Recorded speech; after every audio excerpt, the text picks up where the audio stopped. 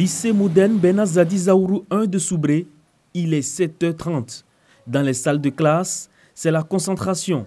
Les élèves candidats du brevet d'études premier cycle BEPC sont en pleine composition sous le regard vigilant des surveillants. Au menu ce matin, l'épreuve de français. Pour constater le démarrage effectif des épreuves du BEPC section 2018, le directeur régional de l'éducation nationale, Silué Lanciné, et le préfet de la région de la Nawa, Alieli Kouadio, ont effectué le déplacement dans le centre.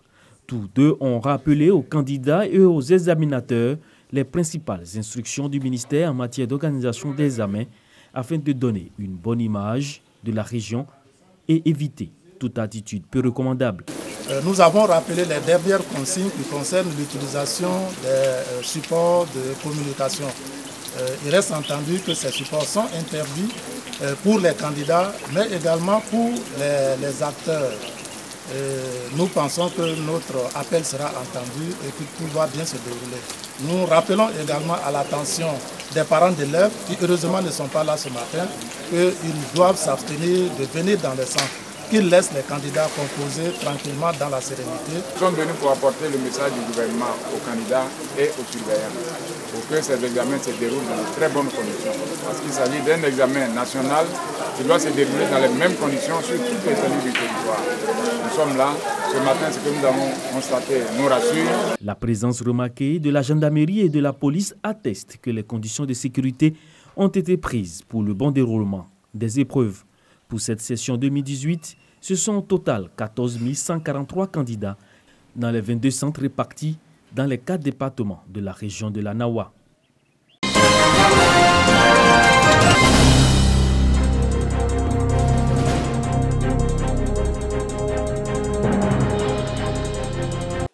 Probité, transparence et sérénité sont les maîtres mots qui sont revenus tout au long de la cérémonie solennelle d'ouverture des épreuves écrites du brevet d'études du premier cycle, BEPC session 2018.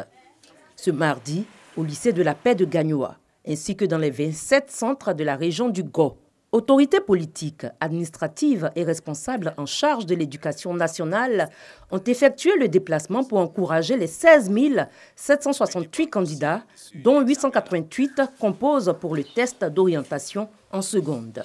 Les élèves, le regard de quelques-uns, ont su face à la première épreuve du matin, la composition française. Ils étaient tous appliqués afin de pouvoir, disent-ils, quitter le premier cycle du secondaire pour embrasser le second cycle.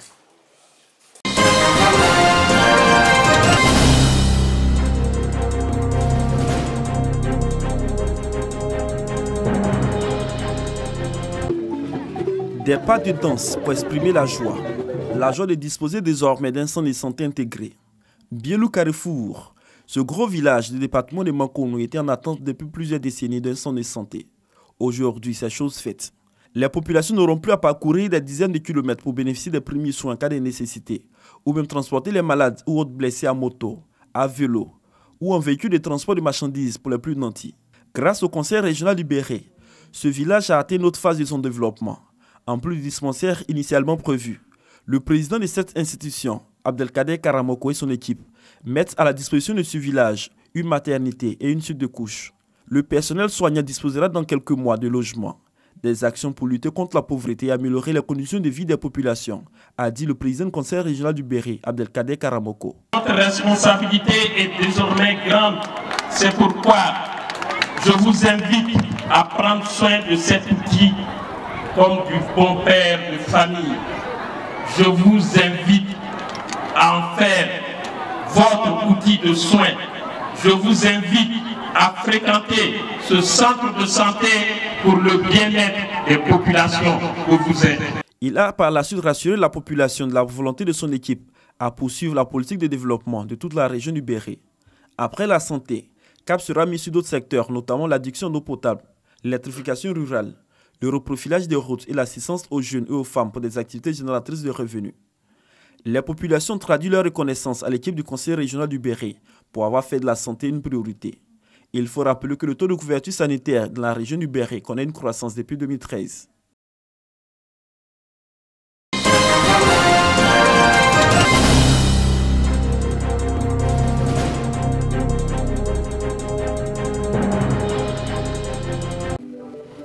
Katiola, chef-lieu de région du Hambol, au carrefour du monument aux morts, la présence de feux tricolores vient réduire le nombre d'accidents de la circulation enregistrés à Katiola. Personnellement, j'ai déjà été approché par 2 fois à ce carrefour et j'ai un feu arrière qui est cassé. Bon, à cause de la vitesse. Les autorités de la région ont procédé à la mise en marche de ces feux tricolores. Celles-ci ont exprimé leur gratitude au président du conseil régional, promoteur de ces feux. Ce n'est pas pour rien que le président du conseil régional a investi dans cette opération. C'est pour sauver les vies humaines. Tout à l'heure, il a dit, nous ne pouvons pas compter le nombre de victimes qu'a fait ce carrefour-là. Et donc, nous invitons les populations à respecter les feux. Dabakala, commune de la région du Hambol, a également ses feux tricolores. Ils sont contents parce que tout simplement ça permet de sécuriser les populations. Si tout le monde respecte ce qui a été dit là, ça va réduire beaucoup les accidents et le nombre de morts. Pour le président du conseil régional du Hambol, cette action vise à sauver des vies humaines. Il s'agit de faire en sorte que tous les points sensibles soient équipés en feu tricolore ou en panneau stop. Voilà un peu ce que nous allons faire à Dabakala, à Katiola et à Niakara pour dire que l'espoir est permis. Dans la région du Hambol, les feux tricolores donnent un nouveau visage à Katiola et à Dabakala.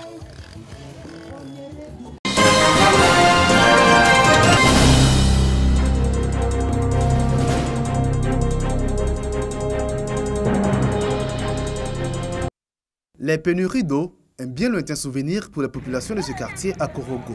Depuis quelques semaines, leur approvisionnement en eau est assuré par cette pompe hydraulique. Offerte à la mosquée du quartier, elle sert également de borne-fontaine aux riverains du quartier Soba. Vraiment, on avait une pompe, ça fait 20 ans que cette pompe-là est gâtée. Aujourd'hui, on a eu ça, vraiment on est soulagé. Les enfants viennent piger comme ils veulent, il y a l'eau dedans, les femmes viennent. Pas de 5 h du matin, les gens viennent se servir. Malgré la réalisation de nombreuses infrastructures, Korogo n'échappe pas aux difficultés liées à l'approvisionnement en eau potable. Cadres et élus de la ville avec à leur tête le Premier ministre Amadou Gon Coulibaly s'organisent pour apporter leur contribution à l'amélioration des conditions de vie des populations fréquemment confrontées à des pénuries d'eau, notamment à travers des dons de forage. C'est la fierté d'avoir donné de l'eau à une population qui en avait besoin et je pense que c'est l'ultime service qu'on peut rendre à une population. Un appel que je lance à la population d'entretenir cet ouvrage-là. Il faut mettre un comité de gestion en place, ce qui va faire que l'ouvrage va durer. Parce que vous ne le voulez pas, c'est un ouvrage qui pourra tomber en panne un jour. Et s'il tombe en panne, il faut le réhabiliter et le réhabiliter, il faut avoir de l'argent. Rappelons que le 24 février dernier, le ministre des Transports Amadou Koné avait inauguré un château d'eau d'un coût de 500 millions de francs CFA au bénéfice de 9 localités dans la sous-préfecture de Lataha et Souo. Ce projet d'adduction d'eau était une action du président de la République Alassane Ouattara et du Premier ministre Amadou Gon Coulibaly pour améliorer les conditions de vie des populations de la région du Poro.